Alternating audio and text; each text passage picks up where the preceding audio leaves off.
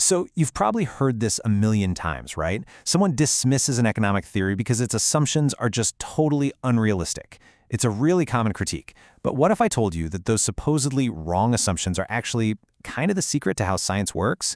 Okay, let's get into this because it's a fascinating puzzle. I mean, it can definitely feel that way. You look at these foundational economic models, and they're built on ideas we know aren't perfectly true in the real world, like the idea that people are always 100% rational, or that every market has perfect competition. So what's the deal?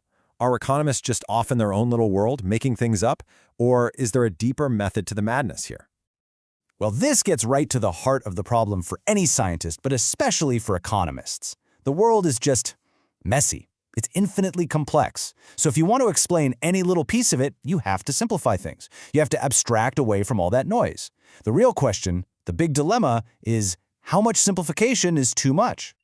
Yeah, let's take these two big ones. Perfect competition and the perfectly rational actor. Seriously, no market is perfectly competitive. And you and I both know no person is perfectly rational all the time. And yet these are the absolute bedrock assumptions for a huge chunk of economic theory. This is where the debate really gets going. So, how in the world do economists defend using these ideas? Well, let's talk about one of the giants of 20th century economics, Milton Friedman. He decided to tackle this problem head-on, and his answer was pretty radical. He didn't just accept that assumptions were unrealistic, he basically argued that they have to be. So here's Friedman's core idea. A theory, by its very nature, is an abstraction. It's a simplification. You see, if it were a perfect one-to-one mirror of reality, it wouldn't even be a theory anymore. It would just be reality itself, with all its overwhelming useless detail. So of course, he says, a theory's assumptions are going to be false in a way. They have to be. And that leads us to Friedman's most famous and most controversial principle. He argued that we shouldn't waste our time debating whether the assumptions feel real or true. The only thing that matters, the only real test is this: does the theory work? Does it make accurate predictions about the thing it's trying to explain? If the answer is yes, then hey, it's a good theory. End of story. Now, Friedman's defense was incredibly powerful, but boy was it controversial. And this is where a philosopher of science named Ernest Nagel steps into the picture. Nagel read Friedman's essay and basically thought, you know what? His conclusion is probably right, but his argument for getting there is a total mess. So Nagel's goal wasn't to tear Friedman down, but to clean up the logic and show why Friedman was onto something, even if his reasoning was a bit jumbled. And here's Nagel's most brilliant insight. He realized that the entire debate was basically stuck in the mud because everyone was throwing around the word unrealistic without ever stopping to define what it actually means. He pointed out that this one little word is dangerously ambiguous and can mean three completely different things. So Nagel just laid them out, nice and clear. When we call an assumption unrealistic, we might just mean it's incomplete. Or we could mean it's demonstrably false. Or, and this is the important one, we could mean it's an idealized case. Seriously, understanding this one distinction is what unlocks this entire puzzle. Okay, let's take the first one.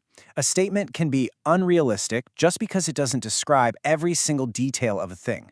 The perfect analogy is a subway map. It's unrealistic, right? It doesn't show you the buildings or the trees or the traffic on the streets, but that's exactly what makes it so useful. In this sense, yeah, every theory is unrealistic, and pointing that out is, well, it's kind of trivial. Now, this second meaning is way more serious. Here, unrealistic means just plain wrong. This is like a map that shows a bridge where there's nothing but open water. And Nagel argues that if a theory's key assumption is false in this sense, then the theory is, and I quote, patently unsatisfactory. You just can't build a good theory on top of a lie. But then we get to this third meaning, and this is the one that is absolutely crucial for all of science. An assumption can be unrealistic because it describes a pure, perfect, idealized case. You know, like when physicists talk about a frictionless plane or a perfect vacuum. Of course, these things don't actually exist in the real world, but thinking about them is an incredibly powerful tool for isolating and truly understanding the fundamental forces at play. Okay, so now that we have Nagel's super clear framework, let's circle back and apply it to the exact examples that Friedman and his critics were arguing about. This is where the fog really starts to clear. Friedman loves to use Galileo's law as an example, the one that says objects fall at a constant acceleration. The law works by assuming a perfect vacuum. So, is that assumption unrealistic? Well, yeah, but it's unrealistic in Nagel's third sense. It's an idealized case. It's not false, it's a powerful tool that helps us understand the fundamental force of gravity by stripping away the messy, complicating factor of air resistance. All right, now for the big one, the main event in economics. Friedman's core example.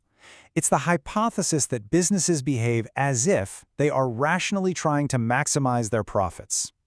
Now, Friedman himself admits that business owners aren't sitting there with supercomputers doing complex math. But he says it doesn't matter, because the theory predicts their behavior pretty well. And this is where Nagel's analysis is just so brilliant. He points out a huge ambiguity in that little phrase, as if. What does that really mean? Is Friedman making a claim about outcomes? Like, in a competitive market, the only firms that survive are the ones that happen to make profit-maximizing decisions, whatever their intentions were? Or is he making a claim about motivation? That business owners are actually trying to maximize profits, even if they're not perfect at it? Nagel shows that Friedman's whole argument is confusing because it never makes that crucial distinction clear. You see, that ambiguity reveals a much deeper question that's been hiding under the surface of this whole debate. It's a question about the entire purpose of a scientific theory. Like, what are we even trying to do when we build a model? Friedman's argument really leans toward that first view. A theory is a tool. It's like a black box. You put some data in, you get good predictions out. Who cares what's happening inside the box, as long as it works? But Nagel points out that this view kind of misses half the point of science. We also want theory to be an explanation, a window that lets us see the real causal mechanisms of the world. We don't just want to know what will happen, we want to know why. And that right there is the final, crucial piece of the puzzle. What Nagel's analysis helps us see is that these unrealistic assumptions, especially those idealized ones, aren't just lazy shortcuts for making predictions. They are absolutely essential for a theory's power to explain things. Understanding the ideal case, like perfect competition, is what helps us understand and explain all the imperfections we see in the real world. So in the end, by just cleaning up the language, Nagel shows us that calling an assumption unrealistic isn't the end of a conversation. It should be the beginning. It forces us to ask better, sharper questions. If a model is a map, what is that map actually for? Is it just for predicting our final destination, or is it for helping us truly understand the terrain itself? It seems like the very best science is what helps us do both.